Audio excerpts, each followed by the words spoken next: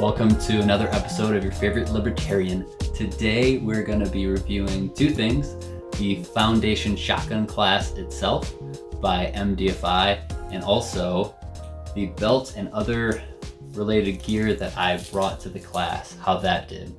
So let's get into it. Alright, so first off, if you don't want to listen to any of this and you want to know if you should take the class, the answer is yes. It's a ton of fun.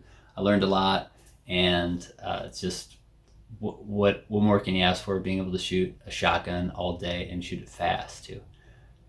Now let's get into the nitty-gritty of the class. So the beginning of the class is a safety briefing. It's an hour long, typically.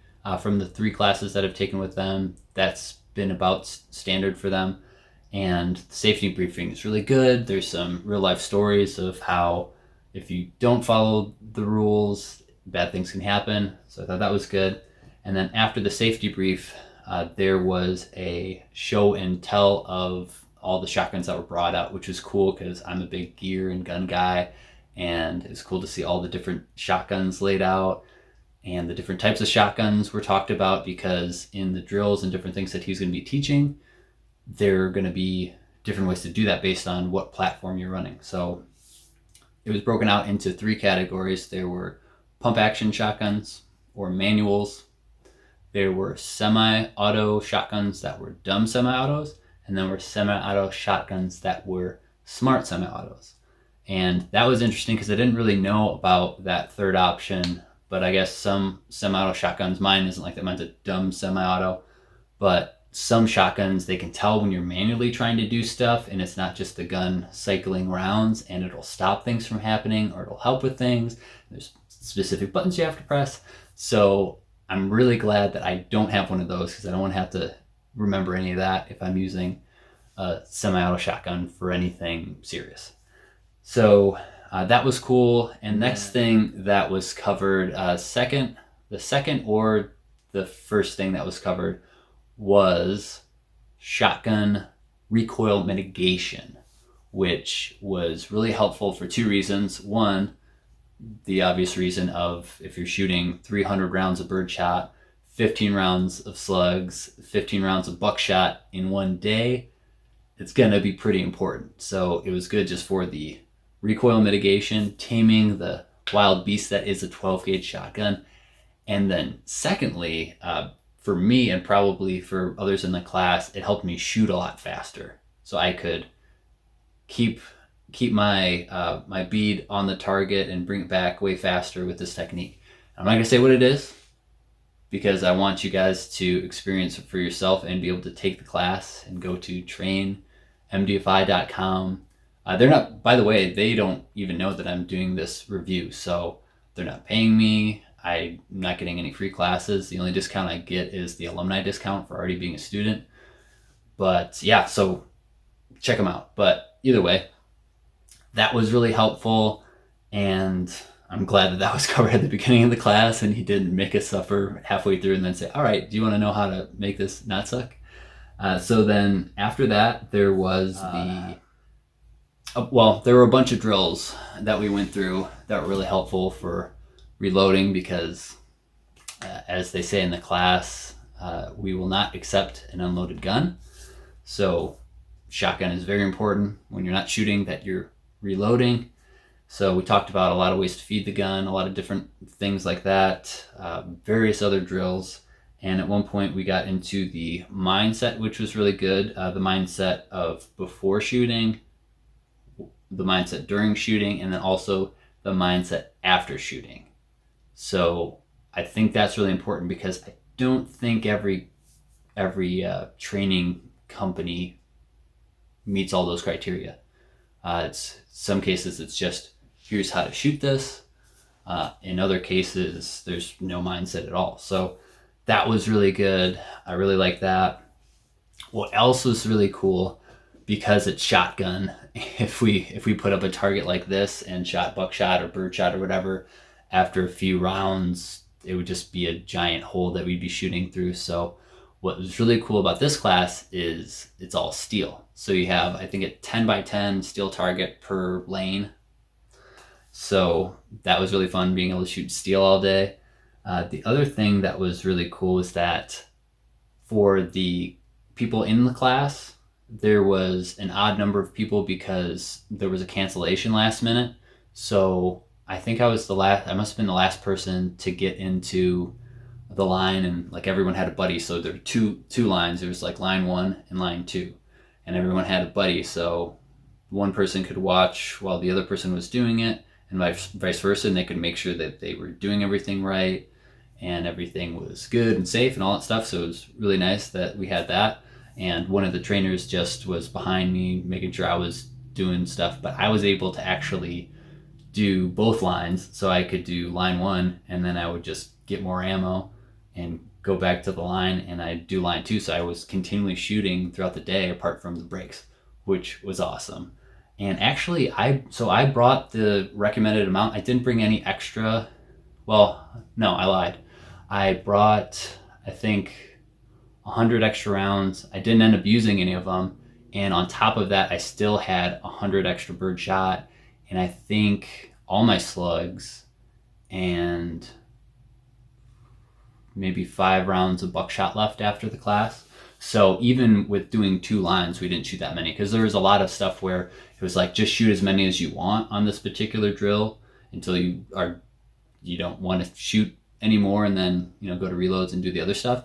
So I guess if you want to mag dump every drill, you'll probably use all 300 of the birdshot, but I didn't. Okay, so my favorite drill out of all the drills in Foundation Shotgun is hands down Rolling Thunder.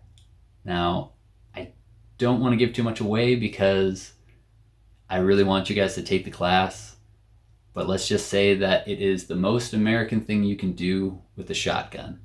It is something that incorporates communication, teamwork, synchronization, shooting fast, reloading fast, and fun. That's probably the best way I can describe that drill. I almost forgot. We've been talking about all of the things that I did in the Foundation Shotgun class, and I've had this behind me the entire time. I didn't talk about it yet, but this is something that happens in the Foundation Shotgun class where we pattern the shotgun that we're using. So this is a man-sized target, and it has this big ring right here. What was recommended and what was talked about most as far as different types of ammunition for buckshot, and this is all buckshot by the way, was Federal Flight Control 8-pellet buckshot, double aught buck, which coincidentally is what I brought to the class. So I didn't get any free shotgun rounds, because what they wanted us to do was shoot whatever we brought at the different distances, and then at certain distances also shoot flight control, 1 round of flight control, to see what the difference was in pattern and grouping and all that stuff. So all of my stuff is flight control. And if you look, you can see at 5 yards, basically looks like a slug. It's super tight. At 10 yards, again, I'm just so you know, guys, I'm just shooting at this circle here, so I'm not doing any holdovers or anything like that for distances. I'm just patterning. So at 10 yards, still the size of a slug. All 8 BBs are in the same spot. And then at 15 yards, what was interesting is it opened up to about the size of my hand at 15 yards. And actually, also at 10 yards, I did a headshot. So you can see I was aiming right about here, and then up there is where the headshot was. It's all within the black lines, and that big thing right there is the wad. So the actual BBs themselves are right in here. I don't know how well you can see that. I can't really see it that well through the viewfinder, but hopefully you guys can see that. And then at 20 yards, that's about the size of the shot, which is interesting because 15 yards was this, and then at 20 yards it got smaller. So maybe it's just the shell in the box was better or worse.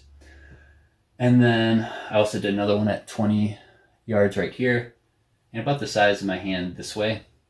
But every single round was within the target, so I would feel very comfortable at 15. I'd feel very comfortable at 20 if I'm doing center mass with federal flight control. So just a bit of data for you.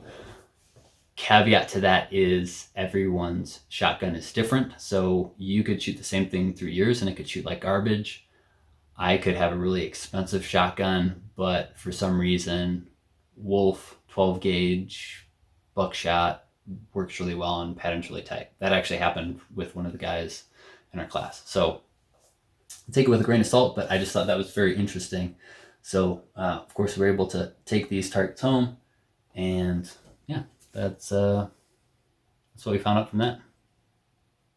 All right, so the last thing that we did in the foundation shotgun class and any foundation class to qualify for advanced or to pass is the qualifier.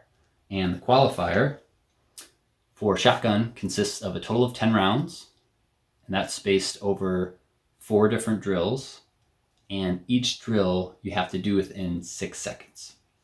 So the first one is safety on at a low ready, 4 rounds. So you hear the beep, 1, 2, 3, 4.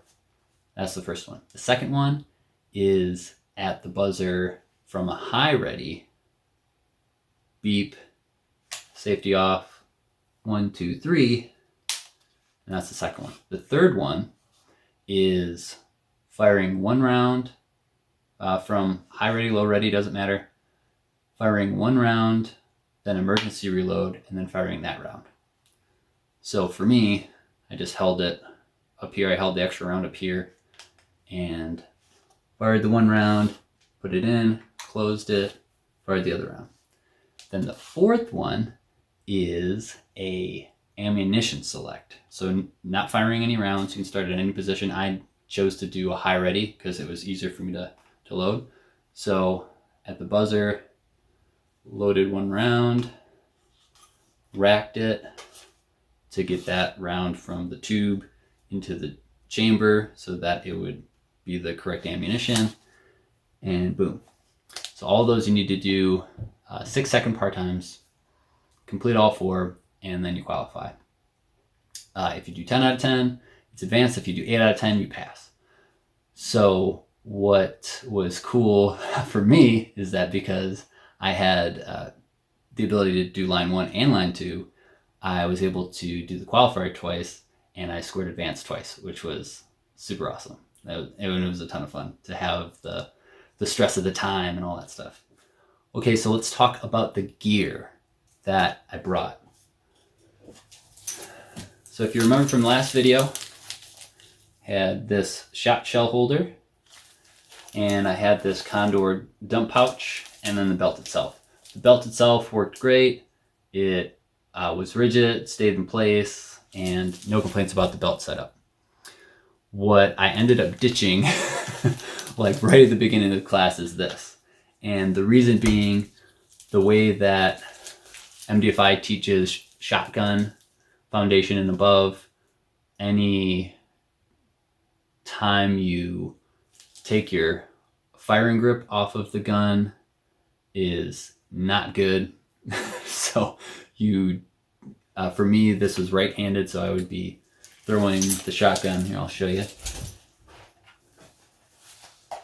If I was doing the 3-gun style loading, I'd be throwing the shotgun over here and then grabbing with my right hand, putting them in. And the good part of that is that I can load 2 or 4 at a time. But the bad part of it is if someone all of a sudden is charging me with a knife, or there's another guy with a gun or whatever it is, I have to then be like, oh crap, and get back on and shoot. Whereas if I'm just doing this, at any time I can just boom, and I'm ready to shoot. So any right-handed loading wasn't going to work. So I said, all right, well, maybe I'll need this for the qualifier, but that didn't really work either. I tried to take it from this side and put it over here, but then it was just even more weight and bulk on one side of my body, and I wanted to not have the weight if I didn't need it. So I just ended up taking this off, and for the rest of the class, I just used my dump pouch, and that worked really well. I was able to reload from just loose shells in my dump pouch without any issues. And then for the qualifier, you can actually just hold the round in your hand for an emergency reload and put it in, or you can, like for the ammunition select, you could also just hold it in your hand, and then when the buzzer went off, you could do whatever you needed to do with that round. So I didn't end up needing that at all. Now I'll probably still keep it because if I get into 3-gun, I want to have it so I can load rounds really fast. 3-gun, there's no one shooting back at you. And the scenarios that we train for in Foundation Shotgun, we imagine that there are people, bad guys shooting at us. So we want to make sure that we can get the gun into the fight as fast as possible. And this type of loading just is not advantageous for that. So yeah, I ditched that. All right, so let's talk about the gear that I brought besides the belt. So we already talked about the round count, still had plenty of rounds after that. As far as what I wore and what else I brought. So I brought a cleaning kit for my shotgun. I brought lube as well for the shotgun in case I needed it. I didn't need it, it just ran awesome the whole time, so that was cool. As far as what other stuff, eyes and ears. So for me, because I have really big ears, the over ear ear pro doesn't really work that well for me, because whenever I shoulder something, it just pops up, and whenever I go to put eye pro on behind it, it pops out and breaks the seal. So I had some Surefire EP2 or 3 or 4s for my ear pro, and then I just had some, I think, Smith and Wesson shooting glasses. For that, I had a backpack with my lunch in it and snacks and Sharpie and stuff like that. And then for what I wore, starting from the top, I had my Columbia rain jacket, because it did rain. It rains every single time I take an MDFI class. I don't know why, but it was 50 something, low 50s, and rainy and windy for the first half of the day, and then it was just windy for the second half of the day, so I'll take that. But I had a Columbia rain jacket. I had a hat with a bill on it, and that was really good for keeping the rain from getting onto my shooting glasses. And then I had a neck thing, just like it looks like a big tube that you put over your neck. Condor makes one. That's the one I have, but there's a bunch of companies that make it, and some people use it just to cover their face when they go into stores or whatever. But had one of those for warmth for my neck. I had a fleece hoodie on underneath that for warmth, and then I had a t-shirt on under that. So those are my layers, so if I got too hot, I could take some stuff off. I ended up taking my rain jacket off the second half of the day because it was getting warmer, relatively warmer for me. And also when I was doing the qual, I wanted to be able to get to stuff really easily and not have to worry about garments in the way. So that was the top half. Bottom half just had jeans, and I had wool socks and my Merrell hiking boots that were waterproof. They don't have insulation, but like I've never been too cold in those, and I use those kind of for my winter boots too. So those were really great. So if I was in the mud or whatever, I wasn't worried about my feet getting wet. I did also bring an extra change of wool socks just in case, but I didn't need them. And what I wish I would have brought is either like long johns for the bottoms, so I'd be warm, my legs would be warmer because my legs got a little cold, or rain pants to go over my jeans, because then the jeans would be another layer underneath my rain pants, and then I wouldn't have to worry about my legs getting wet. They didn't get wet. They just, I don't know if my upper body's bigger than my lower body or what, but the rain would just hit the rain jacket and then roll off, and it was fine. So it ended up working out, but it would have been nice to be a little bit warmer. But yeah, that's everything that I brought to the class, and it was an awesome class. It's a ton of fun, And again, I'm not getting paid. This isn't a paid product placement. I'm not getting any money or anything from MDFI for doing this. This is just something I wanted to do because I had a really good experience and I wanted you guys to know about it. And if you're in the Indiana, Michigan, Ohio area and you're looking for training, definitely check out MDFI at trainmdfi.com. Well, that's it. I think I covered everything. Again, I had a ton of fun and I highly recommend going out and training just in general, but specifically with MDFI if you're in the tri-state. I think that's sounds weird saying the tri-state area, but if you're in the tri-state area, check out MDFI. And if you love freedom, be sure to like, comment, share, and subscribe for more videos. And as always, stay free and God bless.